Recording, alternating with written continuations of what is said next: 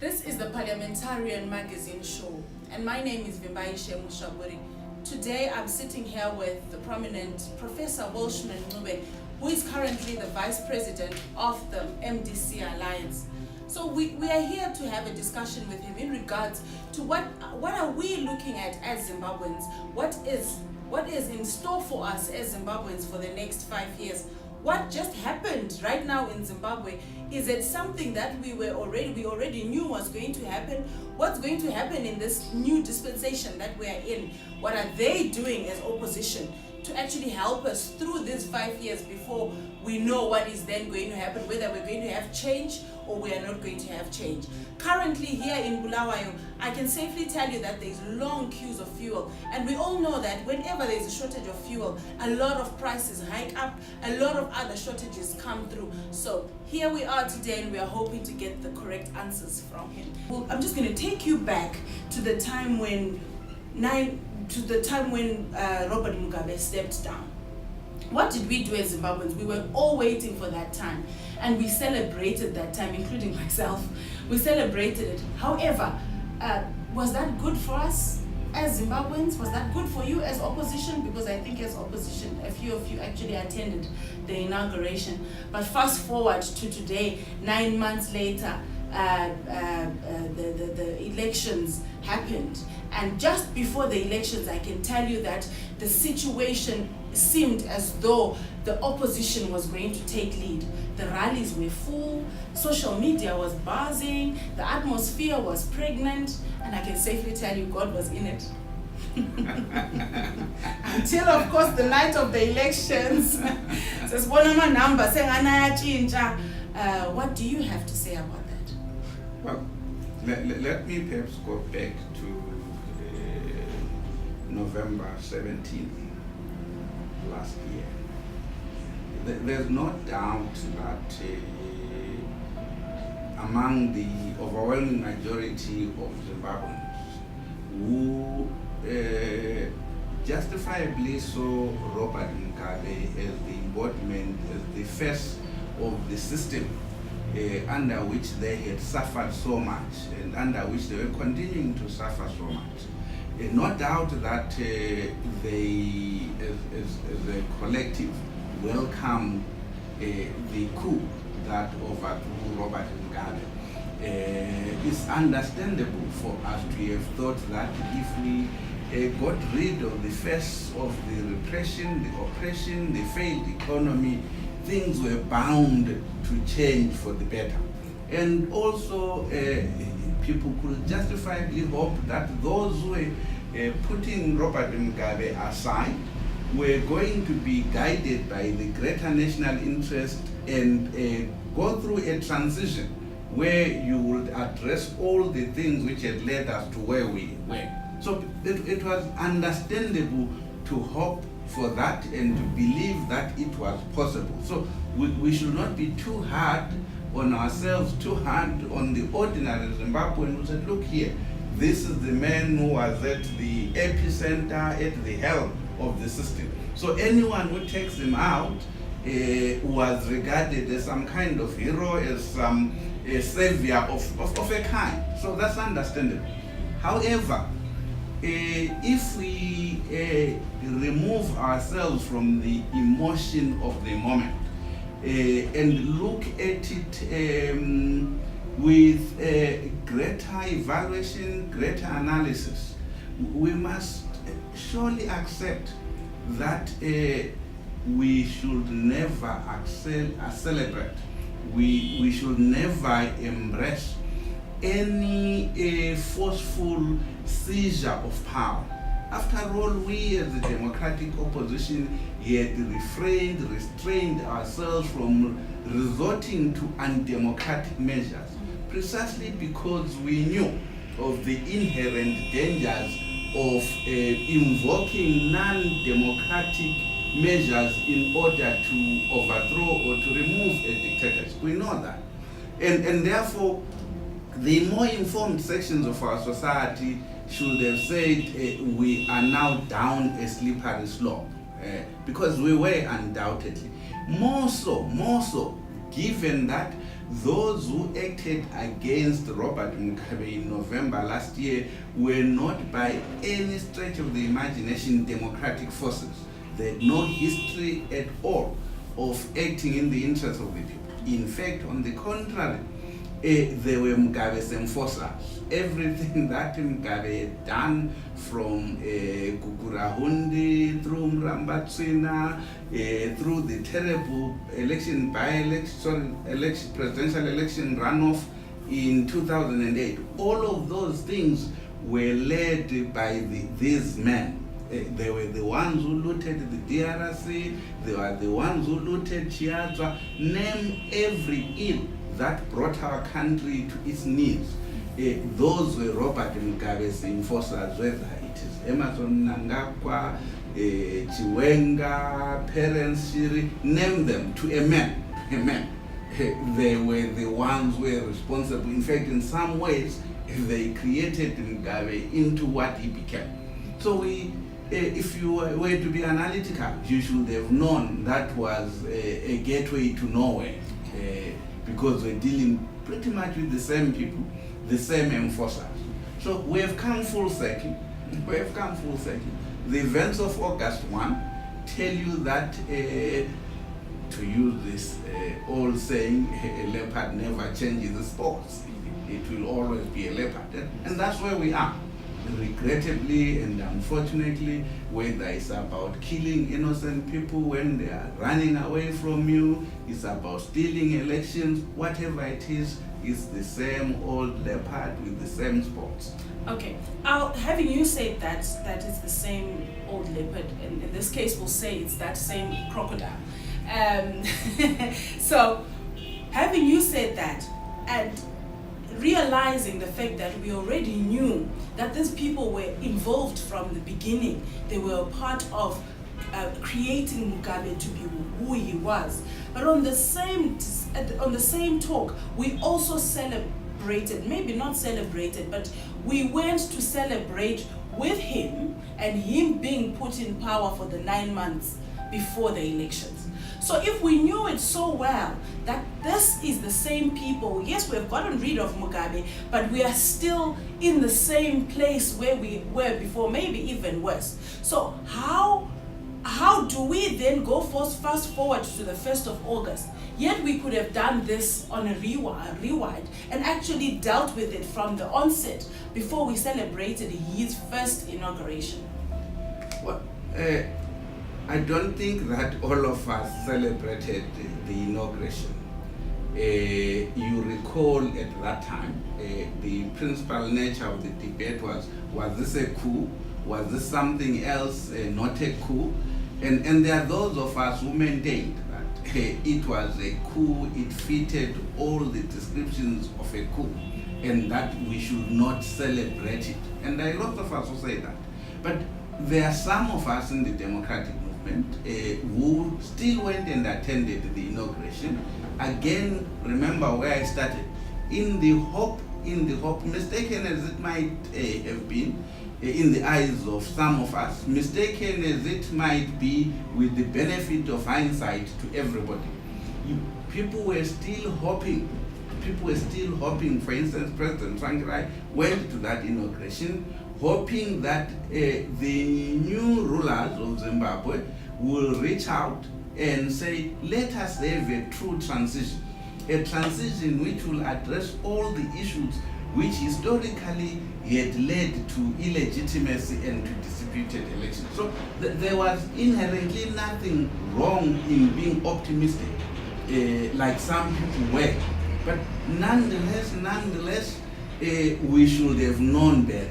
But there was no harm in trying to say to these guys, if you are willing, we can work with you to have a transition to address all the things that were responsible for bringing us into the national crisis that we are in.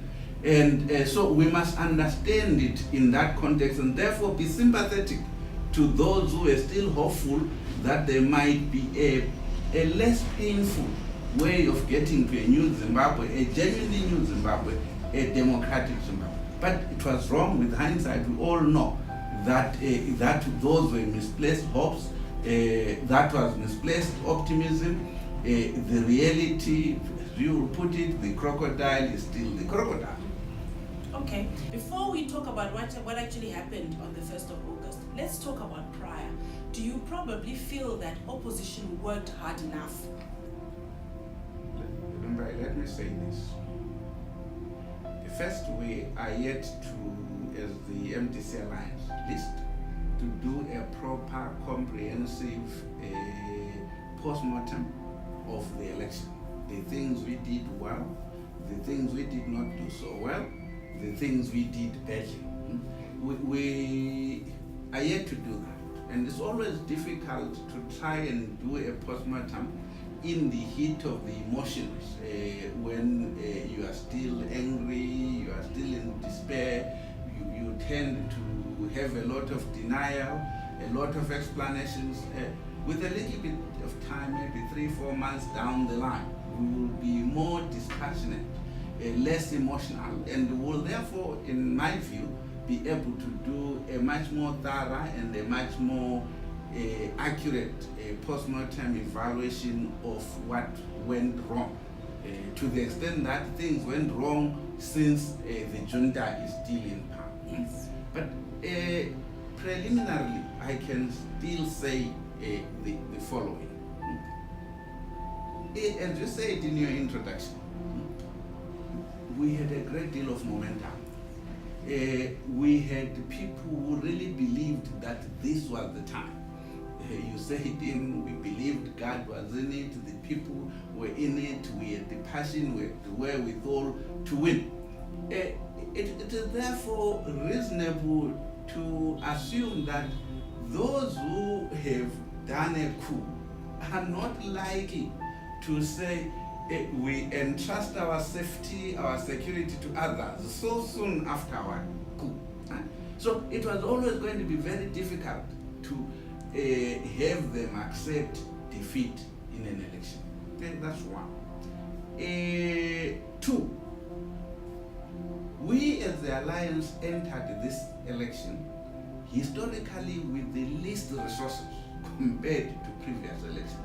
Whether looking at 2013, 2018, this was for us the least resourced election. And therefore it was always going to be difficult to do a lot of things because of the limited resources that were there. You would have seen, for instance, that we ran a wonderful campaign at the presidential level, right?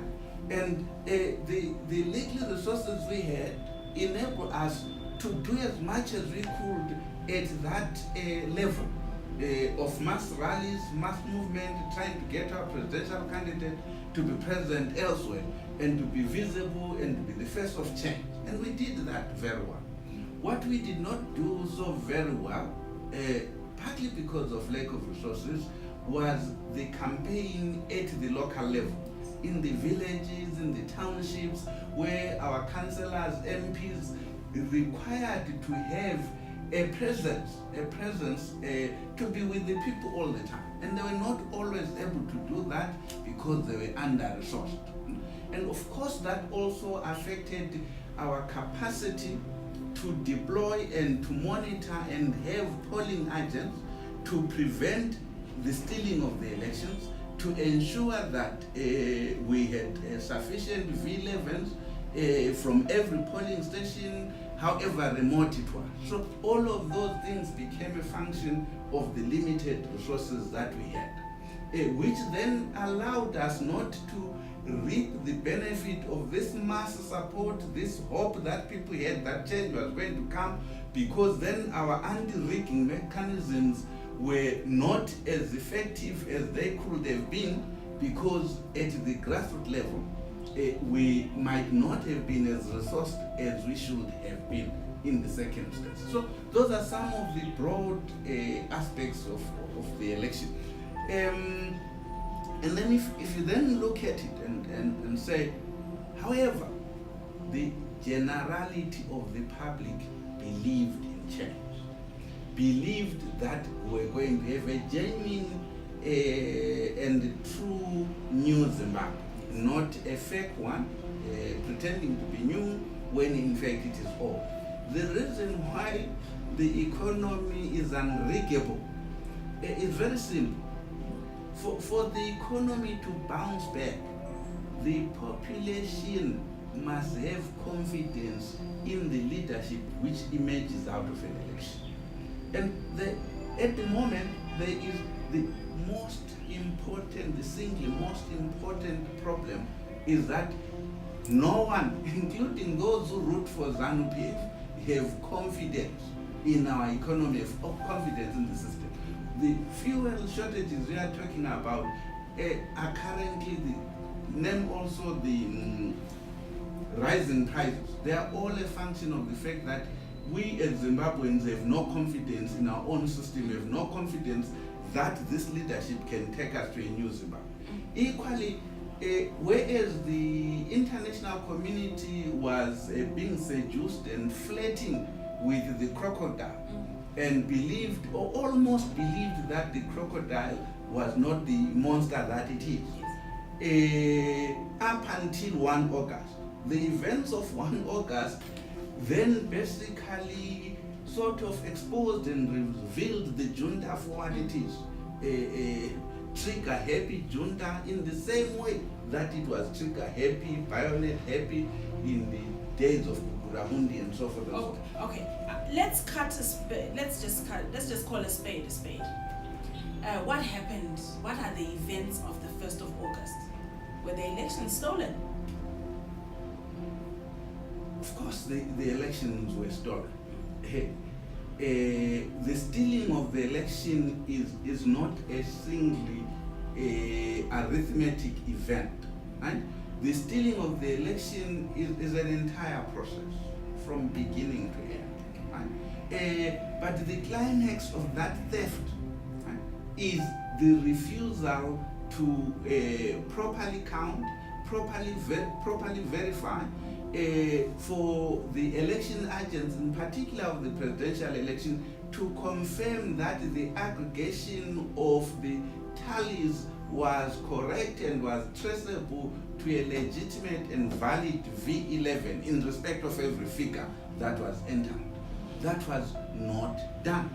With the result that when we talk of the 2.6 million votes that were secured by our presidential candidate, we come to that figure because in the initial entries in the ZEC server, those were the figures they initially entered.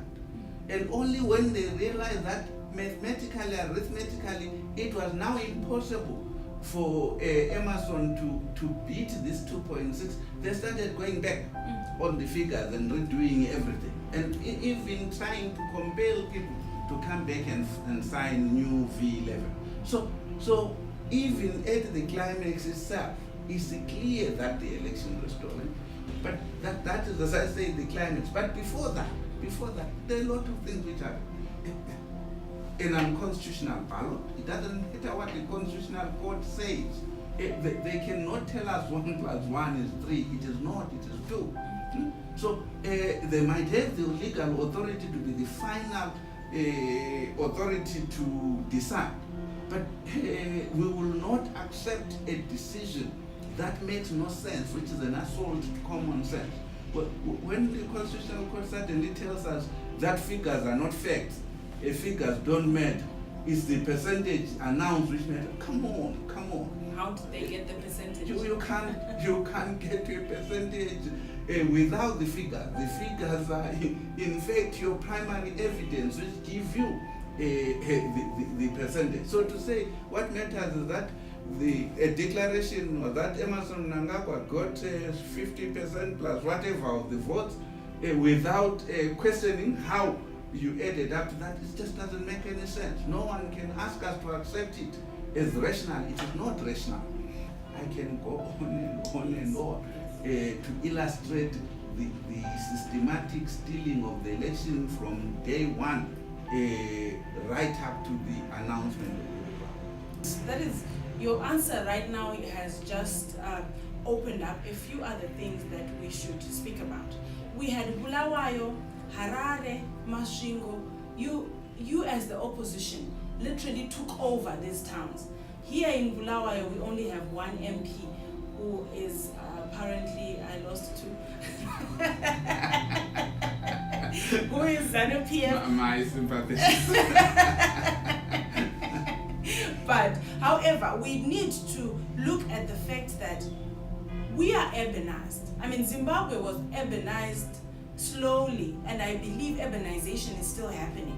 However, maybe it's slower now because of the economic crisis. But as a result, urbanization has made us more powerful still in regards to our economy here in the towns. Do you as opposition feel like, at least if you have the council, we start changing our economic crisis from the bottom up? You have the councils, you have the urban areas. Is there a way as opposition that since you have taken over in the urban areas, your next election has to be more focused in the rural areas?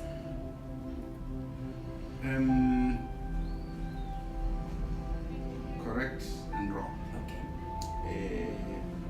Yes, because of the first past the post system, we have 29 councillors in Bulawayo, the 42 councillors in Harare.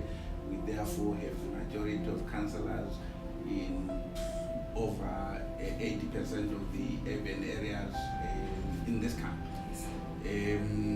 However, we still need to do better. Yes, we lost one seat in Bulawayo, which would have won if, for instance, the Alliance had a single candidate with two, whose total combined votes exceeded that of the winning candidate, the same as Harare South, and many other places across the country. So we need to revisit how did we find ourselves in a situation where we had more than one candidate, even as the Alliance. But you are correct that the greater amount of work which we have to do is in the rural areas. My own analysis, in the absence of a comprehensive postmortem of the Alliance, is that there is greater vulnerability in the or among rural voters. Rural voters are often isolated in their communities, are often susceptible to all the election chicanery, intimidation, cheating, more than the urban voters.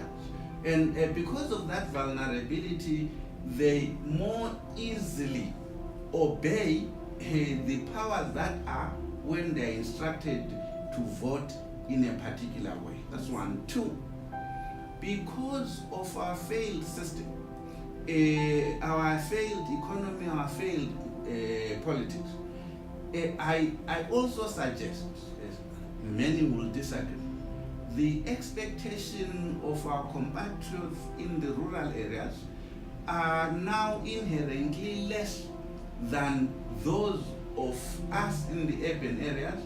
Here is a family man, family woman living still today in a pole and dagger house with the kids going to a pole and dagger grass-thatched school, sometimes learning under a tree, and basically living on less than 50 cents a day.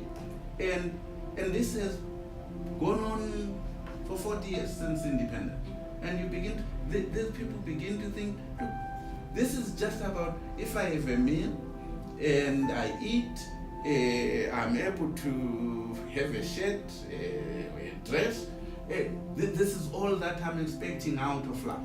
And therefore, their demands on what the government ought to do for them become less and less, and therefore they become less demanding, of less expectations, and think that is the entirety of their ambition.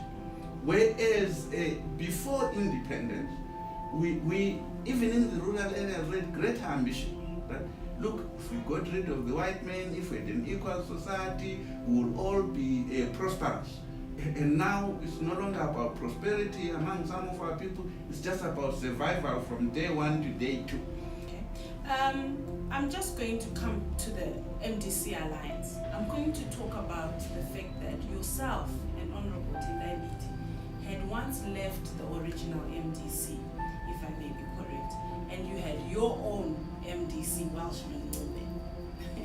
He's scratching his head. Here my question to you is, which is something we've been struggling with for the past few years. My question to you is, how do you feel about your appointment, especially because your appointment is less from what you were, because you were the president before. And in this case, you are a president to someone who is, to us, maybe not to you or anyone else, but to us, we believe that you are more experienced than he is in the political realm. That's number one. Number two, he's certainly younger. So does this aggravate some form of feeling in you in regards to this appointment? Do you maybe feel that we could have been at a place where we've got Welshman Ncube as the president? Because we definitely had a few conversations with people in the public who were saying, but the alliance should look at making Welshman Ncube the president. What are your thoughts? Well, there are maybe 3 quick points on that question. Firstly, a non-material point. The question of original MDC, who left, who didn't left, all those are semantics. And the fact of the matter is that at some point or other, let me call it Humpty Dumpty, for want of a better expression, fell into different pieces. And what we are now trying to do is to put together all the pieces of the Humpty Dumpty, so that we can once again have, if you like, the original united MDC. That's what we are doing. Which piece was original, which was not original, I would like to believe that each of the components of the Humpty Dumpty were part of the original Humpty Dumpty. Now to the more substantial parts of your question. The fact of the matter is that at this particular historical moment, the person who is best placed to generate the enthusiasm to motivate, in particular the young people, to want to take responsibility for their future into their own hands is undoubtedly Nelson Chamisa. Right?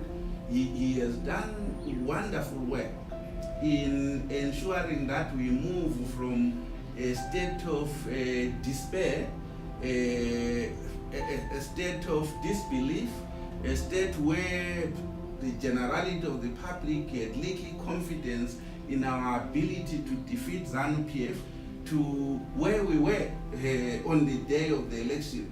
People were once again convinced that the monster could be slayed, as it were.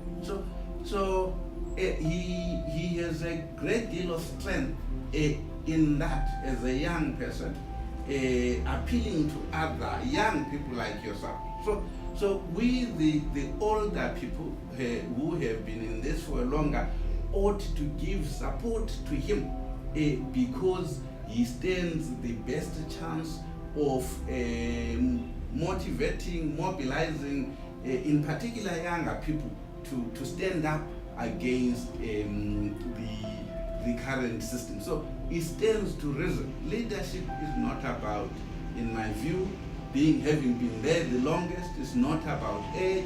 It is about the opportunities which present themselves for you to succeed. So there's no reason to not continue with that and build on it. And which is why both myself and I have said we are going to support Nelson as much as we can in this regard. Okay, that's very clear, and I'm sure we can now speak about the fact that when I walked into your office the first time, you said, but Vimbaishe, why didn't you come and ask us, those who have done it before? Why did you run as an independent? You should have come and gotten counsel from some of us who've been burnt before.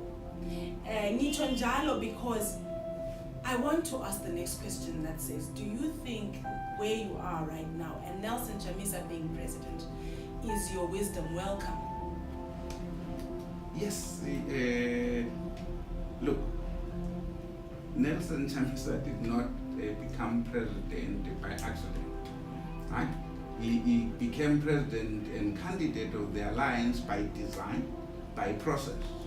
A process which I can tell you personally, in my presence, began on the 6th of January this year, when I had a one-on-one conversation with the late Morgan Tsvangirai, and he discussed with me his vision of how we could give the people of Zimbabwe a fighting chance against the junta.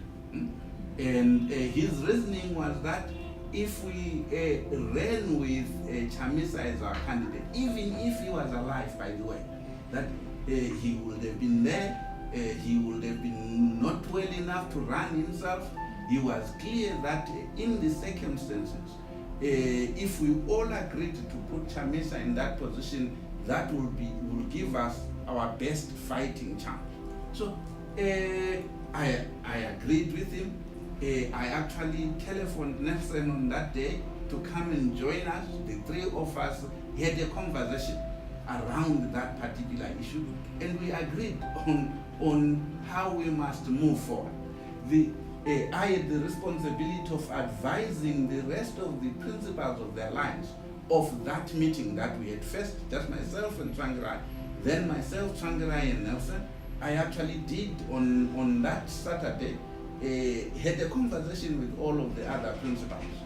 Throughout that process, from that meeting of the 6th of January, I have had the privilege, the honor to be giving my advice, to be giving my counsel to him, and I have had no reason to believe that my counsel, my advice is not welcome and is not being taken. So we are about to wrap up, but we have to speak about the cabinet and we have to speak about the issues that we face as Zimbabweans. Then after that we can call it a day. However, when it comes to the cabinet, I must safely say that I did not expect, or Zimbabwe did not expect, to see the cabinet that we were that we were presented with. Not ultimately everyone, but there were fresh faces like Kirsty Coventry, there was Ncube, and those two ultimately got people excited. Obviously, we have Raj Modi here in Bulawayo, who is the Vice Minister of Industry and Commerce. And I want to say that you having been a Bulawayo person and myself as well, we all know that yes, he's a businessman. However, is he intellectual enough to speak for us when it comes to certain things like this? Or is ZANU-PF trying by all means to revive, to have Raj Modi be a part of the revival of the industrial, of Belmont here in Bulawayo, just so that they catch on people's feelings again and people in Bulawayo start believing in ZANU-PF? What are your thoughts in regards to the cabinet? Let me put it this way. The cat is known for being fastidiously smart and clean. And it doesn't matter how fastidiously clean a cat is if you put it in a pigsty. It will not ever change the character and the nature of the pigsty. Even if the cat were industrious enough to try and clean each and every pig in that pigsty, the pig will go back to the mud. Because in its nature, it's in its DNA to be dirty, to eat everything, right? That's in the nature of pigs, right? They live in pigsties. And so one of the things that was scratching my head in bewilderment was this response and this reaction that you have placed a few cats in a pigsty, and somehow you were thinking that this pigsty will become a habitable, a healthy home for everyone. It's not ever gonna happen. It's not ever gonna happen. Only two things will happen. Either one of two things. The cats will get out of that pigsty in frustration and walk away, or the cats will incorporate the habits of pigs and live like pigs in a pigsty. That's the bottom line. That's the bottom line. And mark my words, 1 year from now, 2 years from now. To put it bluntly, the core fundamental problem is the institution of ZANU-PF. As we have always known it, corrupt to the marrow, pursuing self-interest all the time rather than national interest, clueless on policy, even adopting policies that you know will never work. For instance, when someone adopted the bond notes, come on, the consequences were known and were put to them, but they didn't care. They still made that choice. So let those who want to celebrate in the same way we celebrated the coup. It is a mistake. It was a coup. It was always bound to end in tears, in as much as the Mnangagwa government or cabinet, without Tuli Ncube, without Covent being there, name any other liberal-minded person, it will end in tears. There is no other outcome that is possible. It's that simple. Okay, now that we have spoken about that, Tuli Ncube said that he's getting rid of the bond notes, but we saw that straight after he was appointed, the rates of which we don't even know where these rates come from. You just wake up in the morning and there is a rate to the bond note and the US dollar. It's gone worse. Do you think that the bond note is going to stay, Umbe? We've got this crisis for good. Well, I think my old friend, I was at school with him, is going to learn very fast. That ZANU-PF is ZANU-PF. There are things, notwithstanding strong policy considerations, he just will not be allowed to do, and that he cannot do. We've already heard President Mnangagwa saying the bond note is not going anywhere for now. We also know why the bond note is going nowhere for now. The biggest beneficiaries of the unlawful disparity, unlawful in quotation marks, between the dollar, the real dollar, and the rand, if you like, let me call them the Harare Migli men and Migli women. They are the ones who basically live on the premium between the two currencies, which we continue to pretend are on parity. But in reality, in the real world, they are not on parity. And who benefits from that disparity? The same people, the same corrupt people at the top there, with the millions of dollars to simply live on exchanging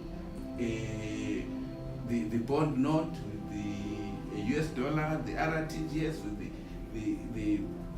the dollar. So So not much is going to happen in that regard. Even the business people who have warned Ncube against his suggestions are themselves beneficiaries, because the people who benefit from those are those who have large amounts of money, who can trade in it in one way or the other. You and me, the ordinary person living from hand to mouth, is not likely to benefit from this deliberately created economic problem. So the long and short of it, look, we are going nowhere. We move round and round in circles until we have a fundamental change of government, a fundamental restructuring of the country, a fundamental restructuring of the economy, and a completely different direction. Okay, so this is our last point in regards to Parliament. It was opening of Parliament this week, and we saw events that we never saw when Robert Mugabe was still in power. And I was asking myself, has opposition planned to excite us for the next 5 years with such exciting pali? People walking out while Emerson Mnangagwa is actually speaking, and as he arrives, he's been called Mbava. So is this what you as opposition have decided to embark on? Are you going to be more vocal? Should we be more excited in regards to representing us in Parliament? We hope that we will not have a single dull day in our politics, in Parliament, in the councils, and wherever. You have a population which knows that their votes were stolen. A population which believed that change was imminent. And a population that we need to convince to once again repose their confidence in us going forward, that we will do all in our power to fight for, to defend, to protect their stolen votes, to shout from the top of every building, every mountain, every hill, that you stole the people's vote. And we intend to make sure that we are standing with the people every hour, every day, every week, every month, every year, until the dignity of the people, the sovereignty of the people is restored to determine their government without let or hindrance. Thank you so much, Professor. This has been a very exciting talk. So this is the Parliamentarian magazine show. And I want to tell you at home that it is vital that you know your MP, it is vital that you follow your MP, and it is vital to hold them accountable and make sure that they deliver in regards to whatever you need in your constituency. Remember, Zimbabwe can only be built or repaired by you sitting at home. Know your leaders, know your opposition, know what is in store for you here in Zimbabwe, and as we build better for the generation of our children and our children's generation. Thank you very much, and my name is Vimbaishe Musvaburi, and this is the Parliamentarian show. Thank you.